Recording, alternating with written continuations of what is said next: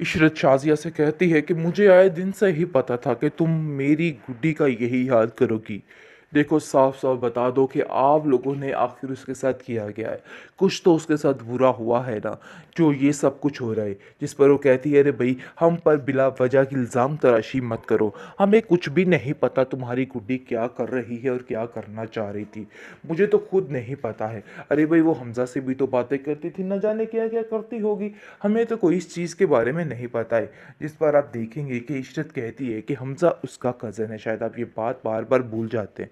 लेकिन आपको मैं याद करवाती चलूँ कि आप जो कुछ कह रहे हैं ना, बिल्कुल गलत कह रही हैं। आपकी बातों पे अब कोई यकीन नहीं करेगा, बल्कि अब आपको सारी हकीकत अपने मुंह से बोलनी पड़ेगी और बताना पड़ेगा कि आखिर आप लोगों ने किया क्या है, आखिर मकसद क्या था आप लोगों का।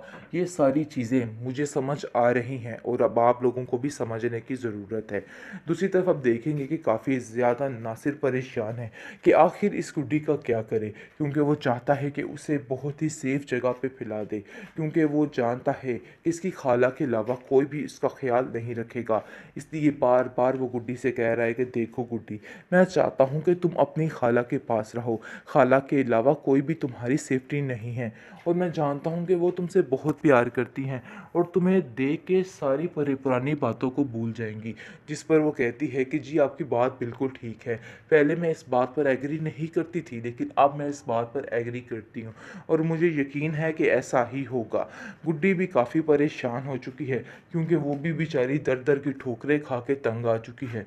उसको समझ आ चुकी है कि नहीं भाई, ऐसा कुछ नहीं है, सिर्फ उसका असल ठिकाना सिर्फ और सिर्फ उसकी खाला का घर है, इसके अलावा और कुछ नहीं है। शाजिया लोग तो उसको चैन से जीने ही नहीं दे रहे, हर वक्त आए दिन कोई ना कोई ऐसी बात कर दी जाती है जिसकी वजह से माहौल काफ़ी ज़्यादा बिगड़ता हुआ नज़र आ जाता है। कि मिलनी ही चाहिए। शाजिया मेरी भी बहन है और मैं भी उसे बहुत प्यार करता हूँ, लेकिन इसका मतलब ये हरगिज़ नहीं है कि हम उनकी सारी बुराइयों पे पर्दा डालते जाएं। देखो भाई ऐसा नहीं होने वाला है, और ये बात तुम भी जहन में रख लो।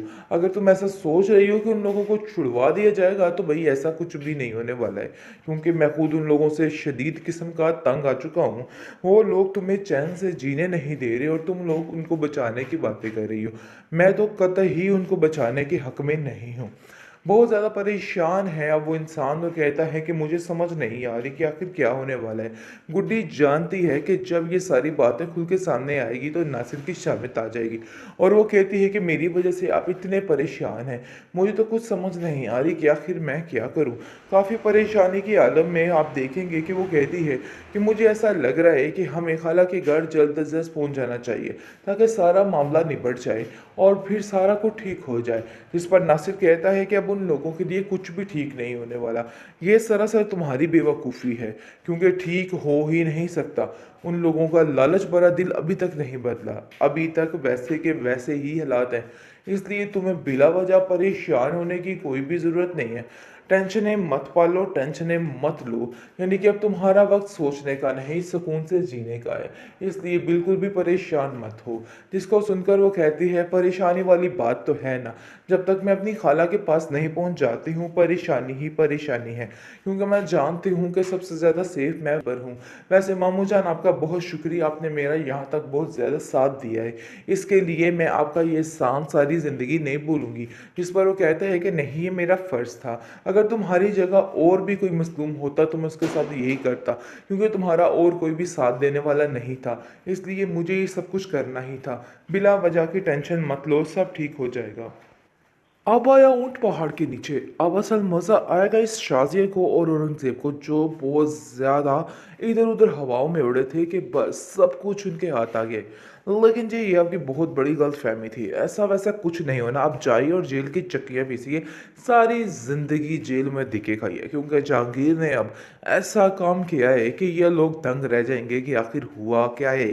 क्योंकि बहुत ज़्यादा परेशानी के बाइस घर के मामला काफ़ी ख़राब हो गए थे, लेकिन जहांगीर को समझ आ गई थी कि ये लोग गुड्डी के पक्के दुश्मन हैं। दुश्मनी तो जहांगीर ने भी निभानी चाहिए, लेकिन जी अब समझ आ चुकी है कि वाकई में गुड्डी को किसी न किसी मुश्किल में फंसाया जा रहा है। बहुत परेशान हो चुके हैं घर वाले, क्योंकि अब शाज़िया को समझ आ गई है कि नहीं भई, ये हमारा ढोल ज़्यादा देर तक बजने वाला नहीं है। बहुत जल्द हम जेल की सुलाखों के पीछे होंगे। बहुत परेशान हो चुके हैं और शाज़िया कहती है कि नासिर भी चला गया है। मुझे तो समझ नहीं आ रही कि आखिर मैं क्या करूँ? बस मुझे लग रहा है कि अब हमें जितनी जल्दी हो सके तुम्हारी खाला के घर जाना चाहिए, क्योंकि वो ही तुम्हारे लिए सबसे सेफ प्लेस है। जिसको सुनकर वो कहती है कि जी आप बिल्कुल ठीक कह रहे हैं।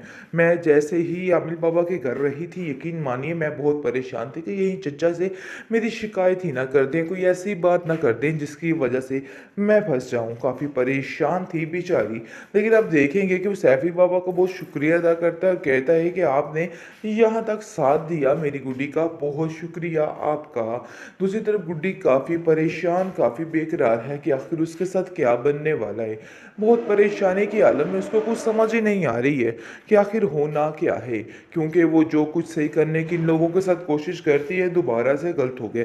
और वो नासिर को भी तक कह रही है कि मामू जान, मैं चाहती हूँ कि उन लोगों को कुछ ना किया जाए, क्योंकि वो मेरे बाबा के भाई हैं और मैं ऐसा कुछ भी नहीं चाहती हूँ। जिसको सुनकर वो कहता है कि तुम्हारा दिमाग खराब हो चुका है गुड्डी, ऐसा कुछ भी नहीं होगा। उन लोगों को सजा उनके किए की मिलनी ही चाहिए। शाज़िया मेरी भी बहन है और मैं भी उसे बहुत प्यार करता हूँ, लेकिन इसका मतलब ये हरगिज़ नहीं है कि हम उनकी सारी बुराइयों पे पर्दा डालते जाएं। देखो भाई, ऐसा नहीं होने वाला है और ये बात तुम भी जहन में रख लो।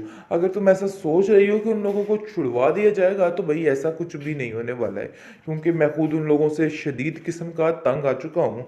वो लोग तुम्हें चैन से जीने नहीं दे रहे और तुम लोग उनको बचाने की बातें कर रही हो। मैं तो कतई उनको बचाने के हक में नहीं हूँ। बहुत ज़्यादा परेशान है अब वो इंसान और कहता है कि मुझे समझ नहीं आ रही कि आखिर क्या होने वाला है।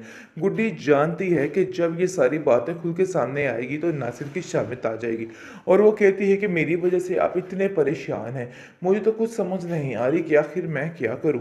काफ़ी परेशानी की आलम में आप देखेंगे कि वो कहती है कि मुझे ऐसा लग रहा है कि हमें खाला के घर जल्द अज जल्द पहुँच जाना चाहिए, ताकि सारा मामला निबट जाए और फिर सारा कुछ ठीक हो जाए। जिस पर नासिर कहता है कि अब उन लोगों के लिए कुछ भी ठीक नहीं होने वाला।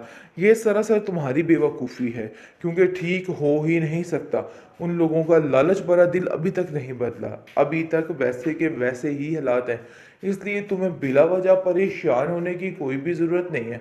टेंशनें मत पालो, टेंशनें मत लो, यानी कि अब तुम्हारा वक्त सोचने का नहीं, सुकून से जीने का है। इसलिए बिल्कुल भी परेशान मत हो।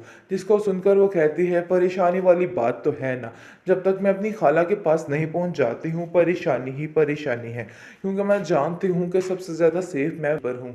वैसे मामू जान, आपका बहुत शुक्रिया, आपने मेरा यहाँ तक बहुत ज़्यादा साथ दिया है। इसके लिए मैं आपका ये एहसान सारी ज़िंदगी नहीं भूलूंगी। जिस पर वो कहता है कि नहीं, ये मेरा फ़र्ज़ था। अगर तुम्हारी जगह और भी कोई मज़लूम होता तो मैं उसके साथ यही करता, क्योंकि तुम्हारा और कोई भी साथ देने वाला नहीं था। इसलिए मुझे ये सब कुछ करना ही था। बिला वजह की टेंशन मत लो, सब ठीक हो जाएगा।